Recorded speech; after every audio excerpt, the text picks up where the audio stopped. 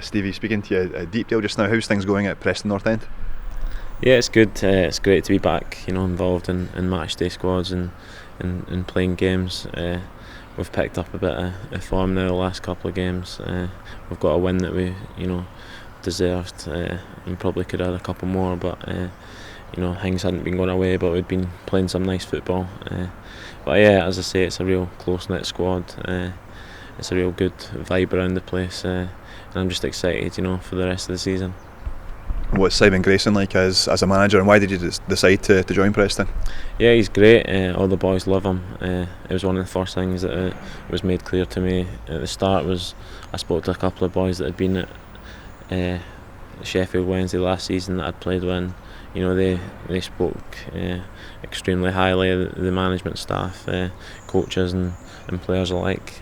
So it was an easy decision for me, going from not being involved in squads and sitting in my house on Saturday afternoon to being involved in that. It was an easy decision for me to make. And what would be your reflections looking back on your time at Sheffield Wednesday? You had a really bright start. Yeah, it was a good first season in terms of getting to play football in the Championship. There wasn't a lot of clubs that will give you that opportunity straight away. I racked up maybe 40 plus games in the season, which was great for me. I probably could have scored a few more goals, had a lot of chances, but it could have went a lot worse as well. But the turnover there this summer with players was extreme. A lot of new faces in, obviously new chairman, owner.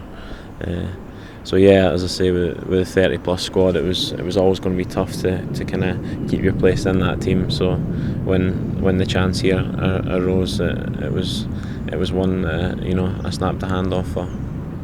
And going to Sheffield Wednesday, how difficult a decision was it for you to leave St Johnstone after the success you had there? Yeah, it was obviously going to be tough. It was all that I knew in terms of being signed to a team. I'd been out on loan before, but I'd always been contracted to St Johnstone since as young as 11. So it was a big decision for me, obviously leaving the country and friends and family behind. But I think at the time it was the right decision for me to leave, and going out on a high. The season that had gone before was up there with as good as it could have went. Great memories of that season, and I felt that it couldn't really go any better than that, and it was a good time to kind of move on. That season, such a special season for St Johnstone in their history. What was that successful season down to, do you think? Not just the team, but also your goals? I don't know, I think just as a group everyone clicked together. The atmosphere around training, games, the spirit, and the players, we had a lot of quality players, even players that couldn't get in the team that you look at and think there's real special players there at the time that when merged together made a side that were hard to beat and could score goals as well. What would you pick out as your best memory of that season? Would it be that semi-final against Aberdeen? Yeah, I think the semi for me was the one, as I say, going in. I'd been 1-0 down. We just, it was said in the change room, let's just go and have a go and see where we end up at the end of the game. And for it to pan out the way it did was, it was special. As I say, that you won't get many days as good as that in football, and it's one that I'll cherish, for years to come. In the second half, you were the one that scored both the goals. How special was that for you, and to celebrate with the fans behind the goal there? Yeah, it was great. Looking back, I kind of seemed to run away from them a bit once I took my top off, but it was all good memories. As I say, not just winning the game, because if you'd have done that in a normal league game, it'd have been another incredible moment, but to know that it's put your team into a Scottish Cup final, and a really winnable one as well at that. It wasn't up against a Celtic where you'd still fancied your chances. It was against a team that would gone on great against that season and really had the better of. So it was kind of double bonus in that sense, and it was, in terms of me, it was the perfect day. And for you to score both those goals, run away to the fans, and all the photos the next day in the papers were that shirt, 17 May on the back of your shirt. Do you think it was fate? Yeah, you could put it down to that. I'd like to think that it was me and not fate, but it was a and not just good. It was incredible. The kind of the way it panned. You know, the second goal. You know, the touch for Maka, the set. You know, that was kind of just how the season had went between us two. You know, kind of just anything we were done kind of seemed to come off. And as I say, the kind of the foundation we had at the back, clean sheets, hard to beat. It all just came together that year, and it was one that, you know, will be hard to be replicated. And going into that final, lots of the fans were buying 17th of May shirts and things. What was that like, and what was the build up to the final like? Yeah, it was crazy. It wasn't like something that I'd came across before. You know, the kind of the coincidence that was there. You know, it just kind of made sense in terms of how the semi-final went, and for the dates to match up. It was a bit surreal to kind of see that many, you know, May 17 everywhere. It would have been nice to get a goal on the final day as well to kind of top it off, but as I say, I was buzzing for the boys that scored, you know, and Makav, everyone deserved it, you know, more than anyone. And as a St Johnstone fan, what did it mean to you to help the team lift the Scottish Cup? Yeah, it was a massive, you know, for someone that had been brought up in and around the kind of stadium, you know, playing there from a young age, you know, it meant that bit more, and knowing fans, you know, being friends with fans, and seeing what it meant to them, made it all even more worthwhile. Seeing the kind of joy when you look at pictures and you hear them tell stories, how much joy it brought them. You know, it was special to be involved in something, you know, that big. And you played your part in that second goal that won it? Yeah, obviously, to kind of get that little ricochet before Maka's goal. You know, I just ran at the defender and ended up, you know, popping up, and when that ball hit the back of the net, you know, that was kind of, it wasn't a feeling there'd been a goal, it had a feeling that you'd won. You know, it was like, this is it, like, it's now. I tried to celebrate with Maka, but he gave me a hand off and ran away his cell. It was all about him. Nah, it was great. You know, looking back now, it's stories and that you know, you'll be able to tell the grandchildren.